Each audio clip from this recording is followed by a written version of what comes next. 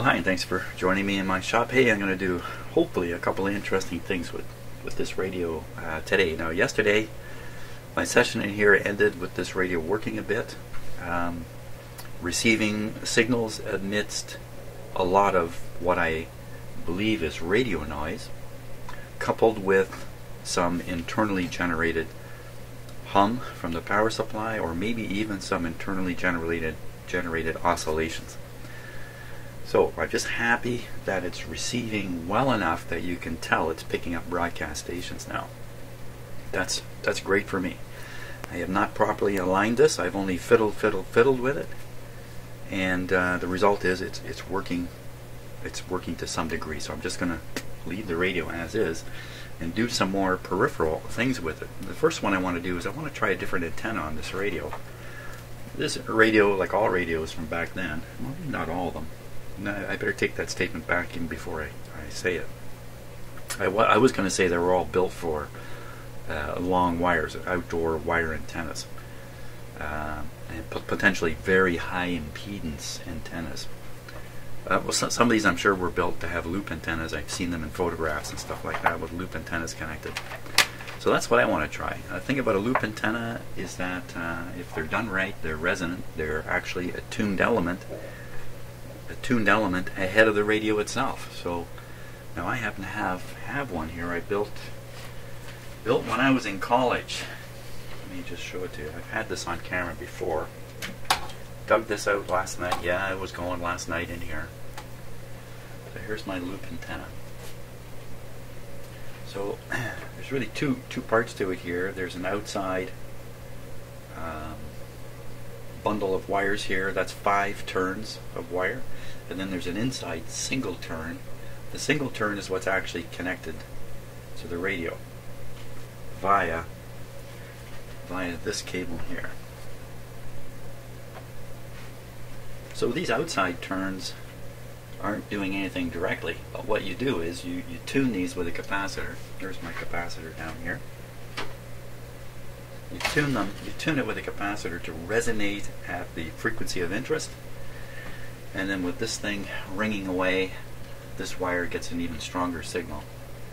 And another benefit of doing this kind of loop antenna is it's very directional. So to start with, to prove the antenna, and this is what I was doing last night, I'm just gonna lean it over here. We're gonna take a look at my SDR radio running from that antenna, so you can see the antenna is connected into my SDR radio, which I can put up on the screen. And the reason for that, as you'll see, is to demonstrate the degree of antenna resonance and how the antenna operates before, so we have some idea of how the antenna is working before we hook it up to this radio and get all muddled up. So here comes this is SDR Sharp software. Let me just get it up here. Hang on tight. There it is. Now, some of you have seen this on my videos before, some of you haven't, so I'm just going to give a really quick explanation. This software is operating that little tiny radio you saw. The signal processing is taking place inside my computer, not so much inside the little radio module. That's what makes the SDR radio so different. It's all computer processing. So you see 2 displays, upper display, lower display. The lower display is called a waterfall display. You can get an idea if I just come up here with my cursor, click, and drag the display to the left a little bit. Okay, you can see what's going on down below. That should clue you into a fair bit. And if you're really sharp-eyed, you saw this. You're wondering, what the heck is that? Yeah, there's some weird things that go on with these SDR radios. So I'm going to set it back to 640. And I can actually, whoops, dial in the number here. 640. Now, this is the volume control. It plays out of some speakers here. My microphones will pick it up, and you can see they're off. I'm going to turn them on.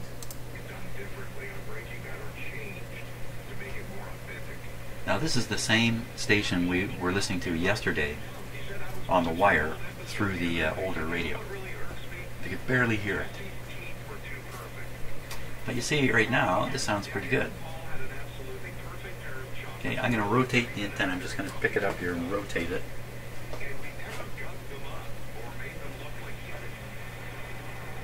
So there it is in the wrong position. Right there.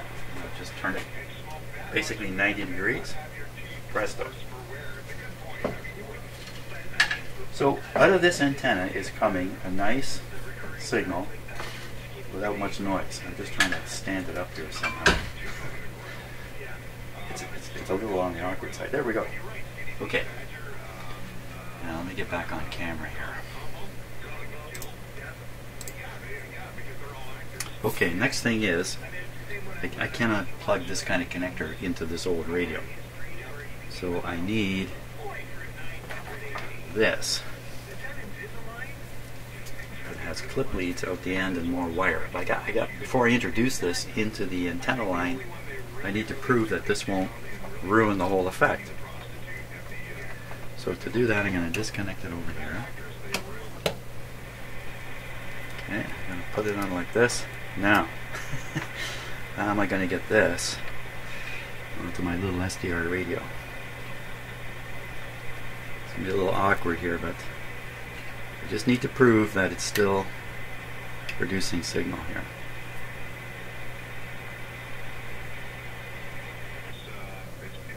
So there we are. So that tells us what's on the end of this. Now the next step here, we're going to listen to it on my signal tracer. The reason for that is the signal tracer is the same style of radio. Let me shut down the SDR here. Hang on a sec. And shut it down, just shut off the sound from it.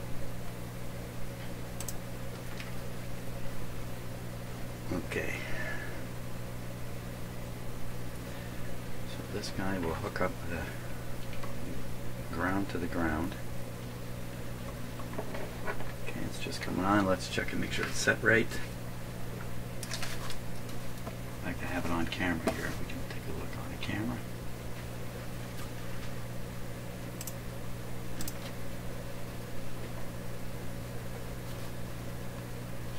So you see the switch is set to RF. There's two bands, a band A and a band B. Band B is the AM radio band. It goes from 500 to 1600. Band A, by the way, goes through the different IF frequencies that are common in radios. So we're on band B. We're tuned to around 700.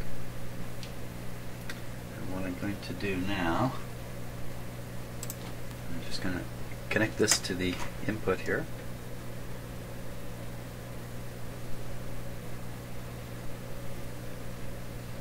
We don't hear a darn thing. Turn it up. Oh, what's happening? How come we're not hearing anything? So the reason I'm doing this, and because this TRF is the same basic, I'm really stunned. You can't hear a thing. Oh, tune the radio. Wow. Really? Nothing?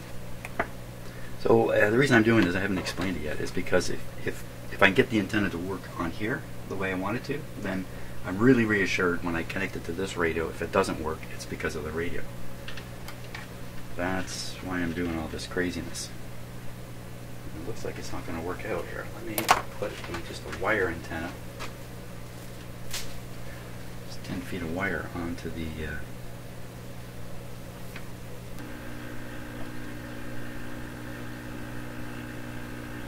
So now what we're hearing is exactly what we heard coming out of the older radio.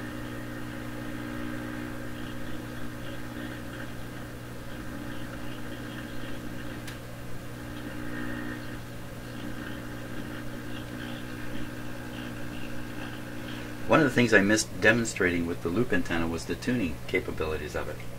We're going to end up taking a look at that in a moment. But what struck me is I may not have tuned the antenna. Now this is definitely tuned to a station.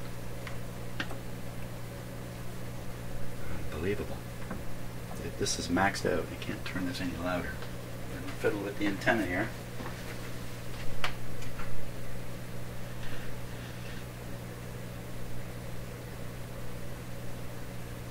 Oh, wow, okay, so I think my whole plan has just gone down the drain entirely.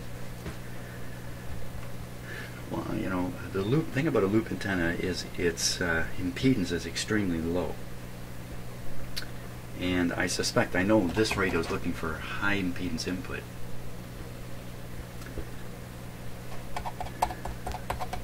And so is this one, I imagine. I mean, this is designed to be very, very, very high impedance. This is actually a connection to the grid of a tube that's inside here. There's a tube, a electron tube, inside this tube here, to make sure the lead length is extremely short.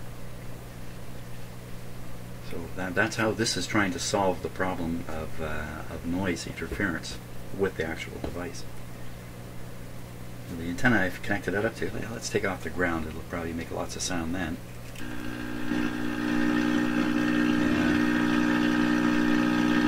So now the antenna appears to be very high impedance because it's just basically an open hunk of wire over there wrapped around some sticks. Well, see, we're back to the same interference.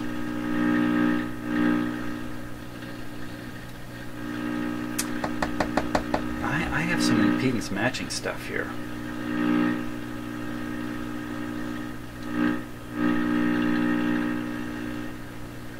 Let's try a few things. So I'm going to connect this back to the ground because it's the only way this is going to work in any helpful manner is to have that ground connection. So here is the antenna line, and I can insert things into here. What things? Little boxes. Antenna simulator box. This.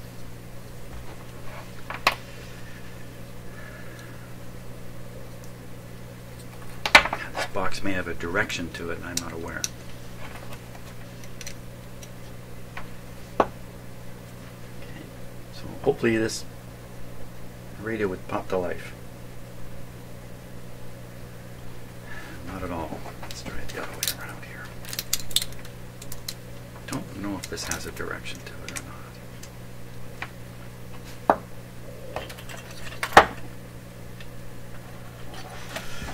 Okay, so this one didn't do us any good. I have another one.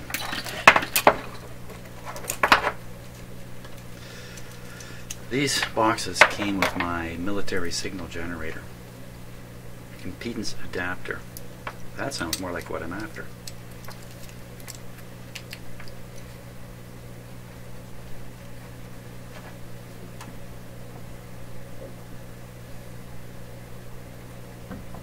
Not a thing.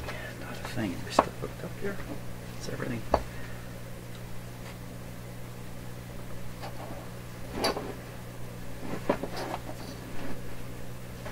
Stay put.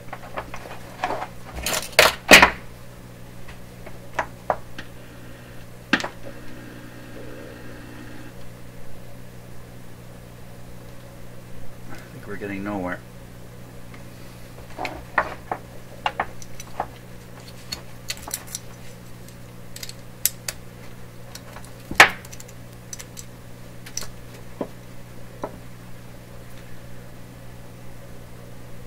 Well, that's disappointing. I was pretty excited last night when I had that antenna going on the SDR, but I never tried it on the TRF radio. I'll save that for now, do it on camera.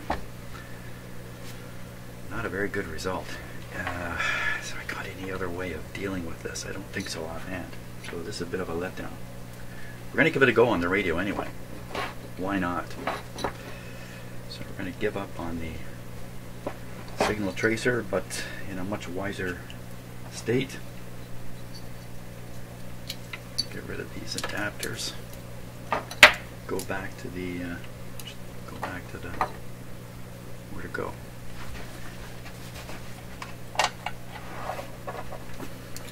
Straight through. I've tried this coil, this loop antenna, on other radios looking for high impedance antennas in, and I have not had any luck, so I don't expect any luck. You know, really at this point, no, I don't. Okay, we'll just leave this. Not quite connected.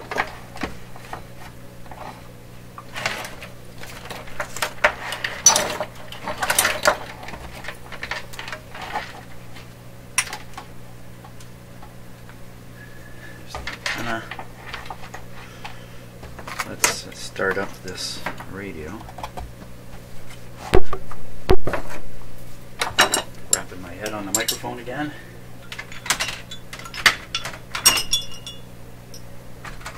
Okay. Let's fire up.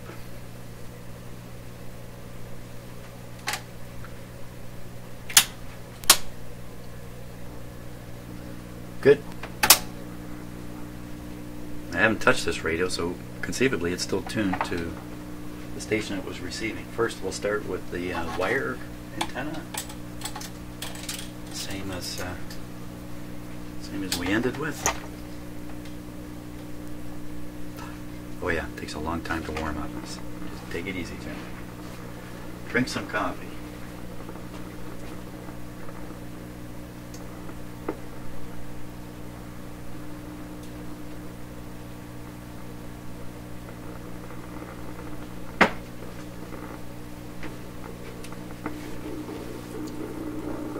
Here it comes.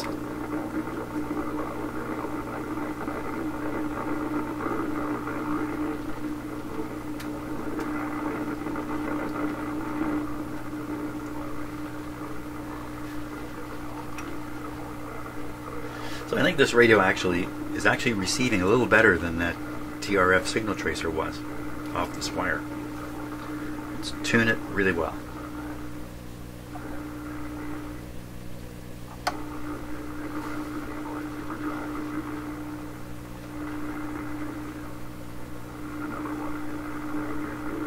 There it is. Good luck to me. Now I'm going to try to stick the other antenna on here.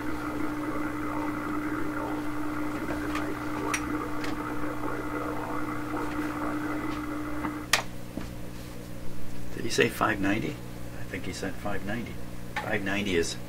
590 is a strong signal. 610 a little weaker. 640 pretty strong. 680 pretty strong. So there's a whole set of stations here in my house. They're about 150 miles away, the transmitter.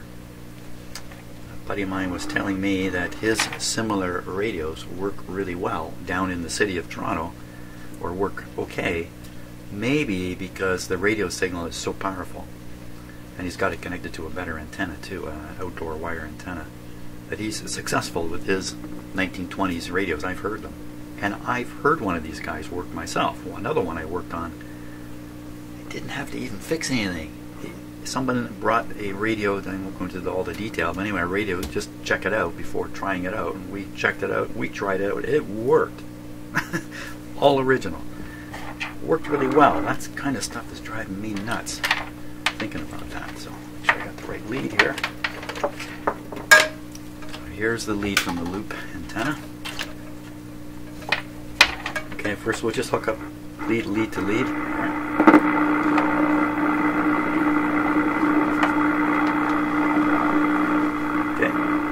The ground on it.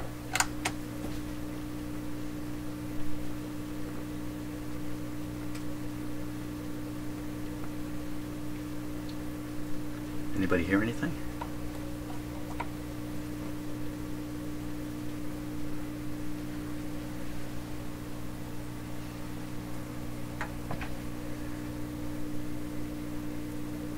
Okay, a little bit of tuning.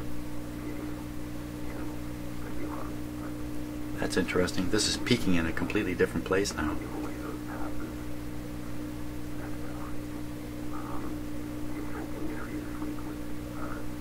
You know what? That's pretty good. Okay, let's check the tuning on this.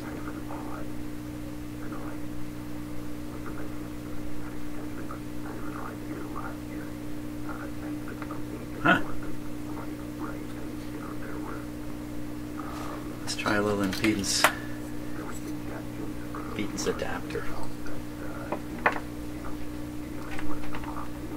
So the idea of these adapters, when used with the signal generator, you can just see the corner of the signal generator there, is the output of the signal generators, and the output impedance is about 50 ohms. That's low for a lot of purposes, especially doing exactly what I'm doing here, trying to hook the signal generator into a radio like this. So they have an impedance adapter which will present the proper 50 ohms to the signal generator while presenting a higher impedance, 200 to 300 ohms, out the other side.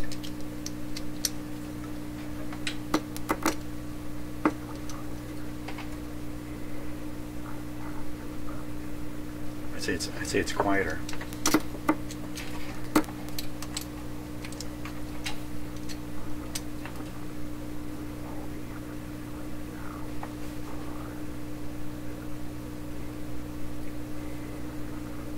This control is still working exactly the same. Is it really quieter?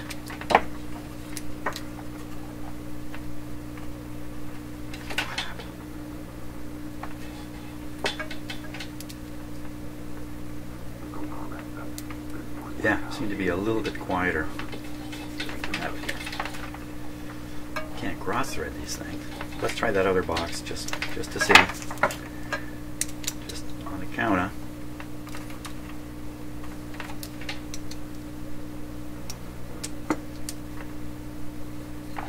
This is called Antenna Simulator. Wow. This guy didn't do much good. I should really check these boxes out. I have them in series in the output line from the signal generator. The main reason is one of these two boxes has a capacitor in it in the signal line. So DC protects my signal generator. It's the main reason why I have these. I really haven't paid much attention because they haven't seemed to have caused any problem. Maybe they're doing a little more than I thought. Should read up on them too. I've done that, read up on them, but should remember what I read up on. Okay, let's think about what we're hearing here.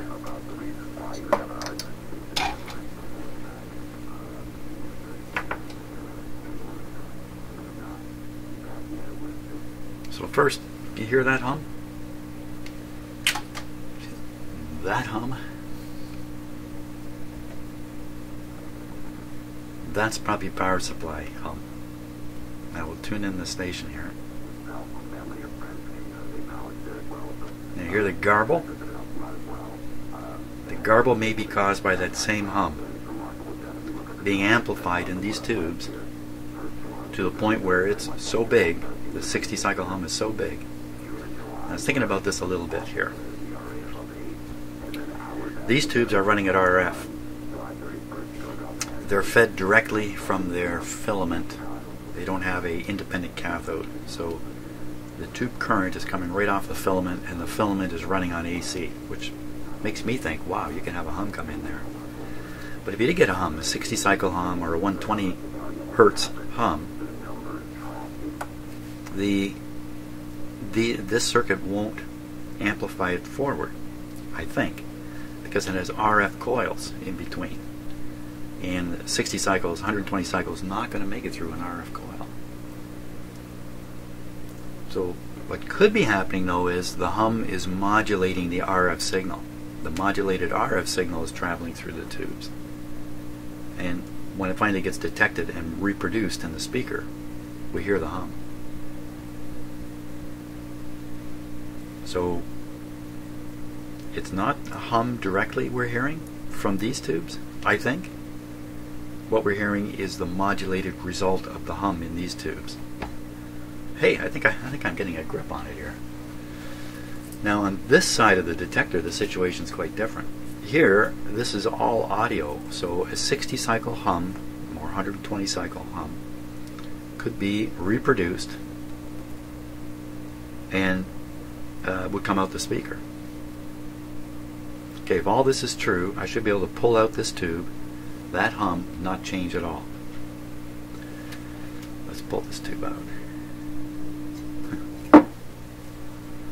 I think my finger bumped something there.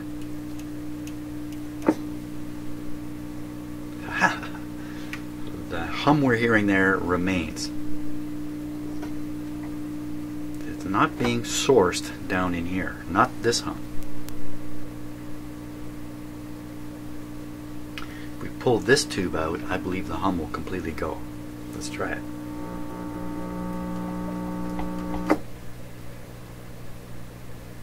Okay, so there's still a little bit of a hum in here, but it could even be the transformer itself humming. At this point, it's so low.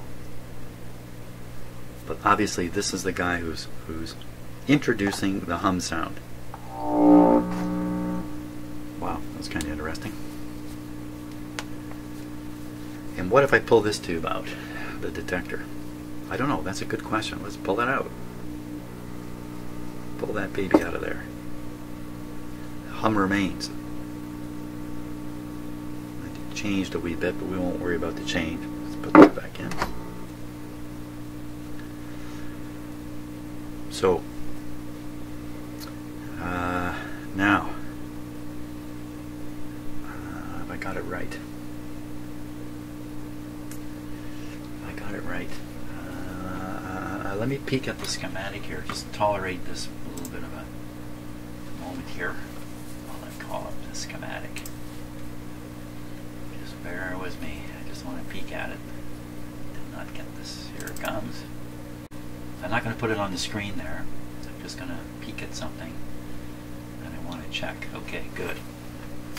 Now there are two B+ lines coming over here.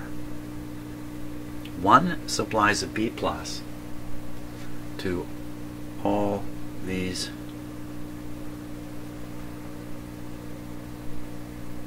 tubes, including this one. So these guys all get their B+ from the same line. I think it might be this brown wire here. But there's another B+ line sent over on this red wire. This B+ only goes to the plate of this tube.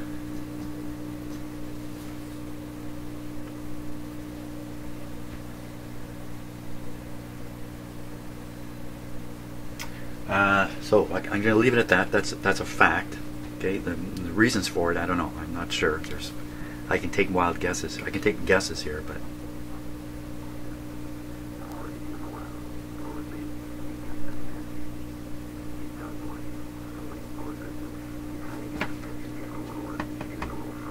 so that's what I think is happening here. Power supply hum here, causing modulation distortion. So the hum signal gets introduced into the actual radio signal coming through here. That's why we hear it. Along with, I'm going to call power supply hum. I call it that, I guess, instead of intermodulation. Regular hum coming out of here.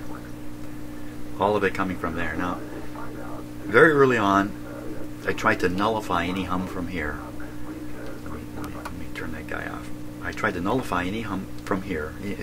By the way, the reason I review this stuff is for my own sake. So I can just get things somewhat clear in my head anyway. I noticed the hum. I was concerned about hum problems. I put two additional parallel electrolytic capacitors into this power supply. I then tested the output of the power supply and was convinced it was hum-free. I believe I did that with no load on this power supply. Since then, a couple of times I've had the radio operating like it is now, and I've taken my signal tracer and audio mode and listened to what's on the two B+ wires, and there's hum there. And was concerned that somehow the hum on these wires wasn't coming out of here, but was coming out of the radio somehow. So that's kind of where I am with the power supply hum. Think I solved it, have lots of doubt, hearing hum on the B+ lines or some other strange stuff too.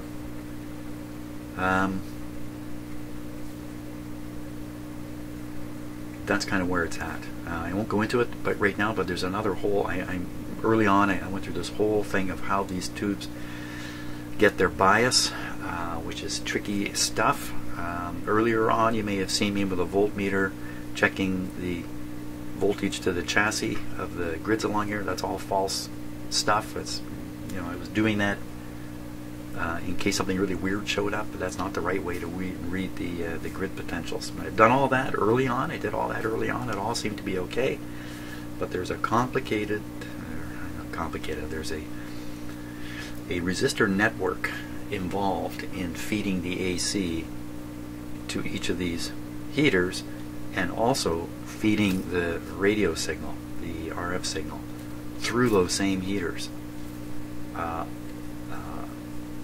to develop plate current. And that combination of using a direct heater fed with AC, that could be the source of the hum.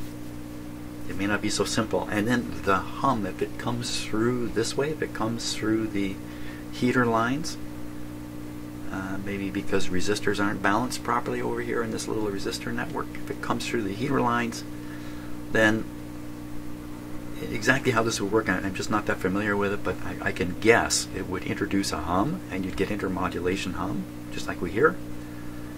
And I can guess it may even generate a hum that ultimately you can hear back on the B+ lines, as I have with my signal tracer. So it could be true that the hum in the B+ from the power supply has been solved. There is no hum. The hum we hear is really because of imbalance problems in the resistor network in the heater circuits on these tubes. And ultimately, that generating enough kind of ordinary hum to sound like this on the speaker while we're sitting here between stations. So my approach to this is absolutely convince myself there's no hum on this power supply. Now, the reason I haven't done this earlier is this is not easy. If I pull this off, disconnect the radio from the power supply, there's no load on the power supply at that point. Consequently, it may appear to be hum-free. Put a little load on it and the hum shows up. But once I put a load on it, this radio, everything else under the sun is showing up with it. So something I've had in the back of my mind all the way along was to try to operate the radio with my shop power supplies. The reason I haven't jumped ahead of that is the complications of doing that. There are two B+ lines coming over. The heaters are fed with this complex with the resistor network and stuff like that. How can I possibly do this? So I had thought about separating out one or both of the B+ lines here, energizing them via another power supply, and seeing if that makes a difference. The reason I haven't done that is risk, effort, reward. It's not balancing out in my head exactly. And so I've been pushing this stuff off, pushing it off till I get to the point where I can't push it off anymore, and I think that's where I am now. I think if I got rid of the intermodulation, if I got rid of the hum and the intermodulation distortion, this radio would actually sound kind of good.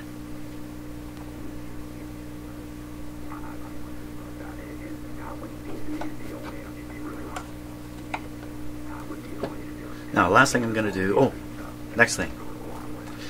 I haven't got the volume here I need. When the radio was oscillating, it produced a whopper of a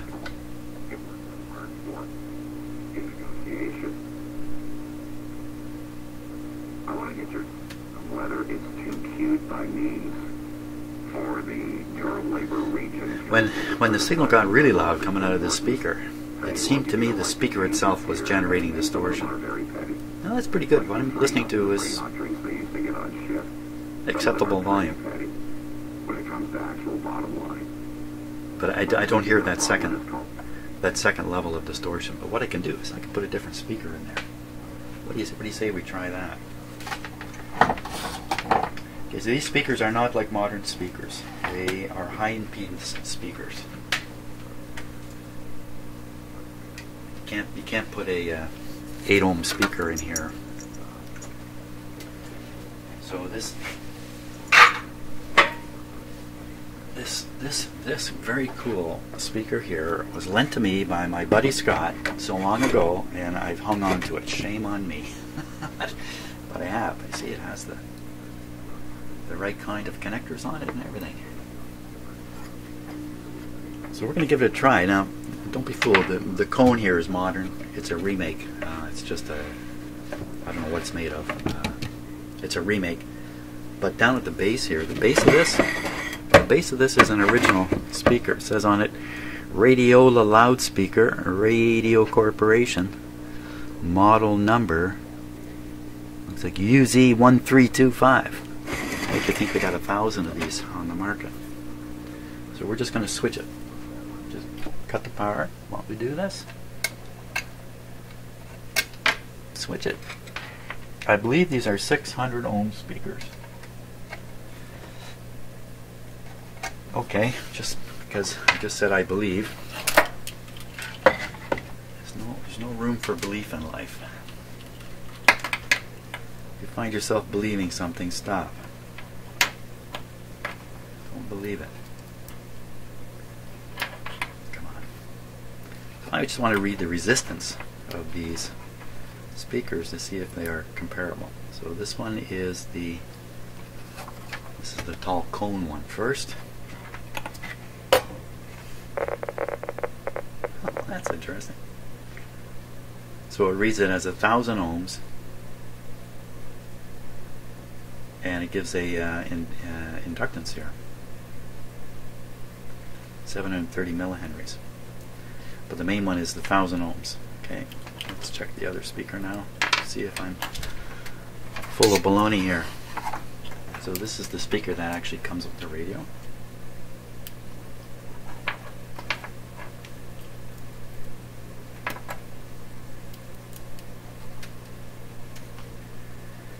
Here we go.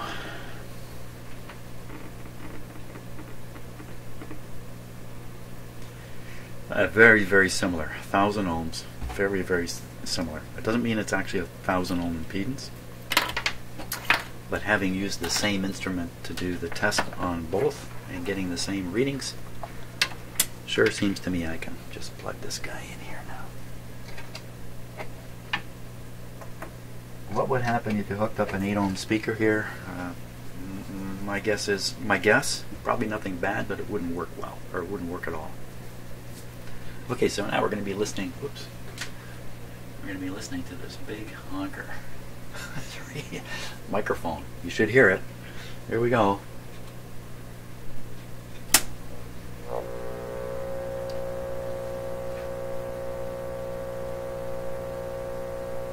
Once again, take a while to warm up. Just see how loud this is.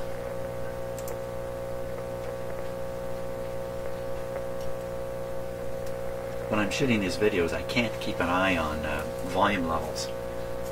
I can't keep an eye on the UV meter while I'm doing stuff. So sometimes I'm sure I'm overloading YouTube. I'm overloading my own ears at times.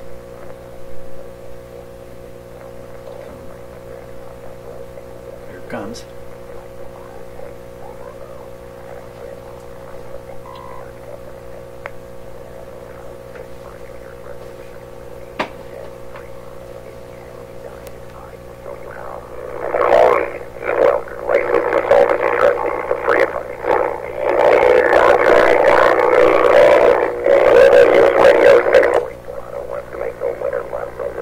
Louder, and not just because it's aimed right at the microphone, but it's actually a little louder. But otherwise it sounds the same.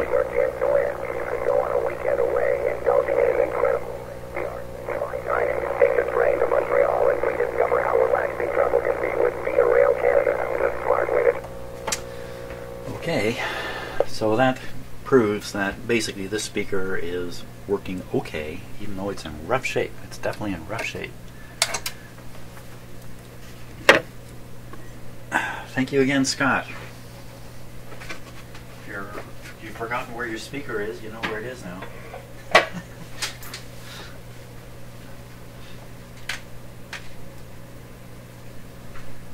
So, else am I going to do here today? That's really kind of the end of what I wanted to do.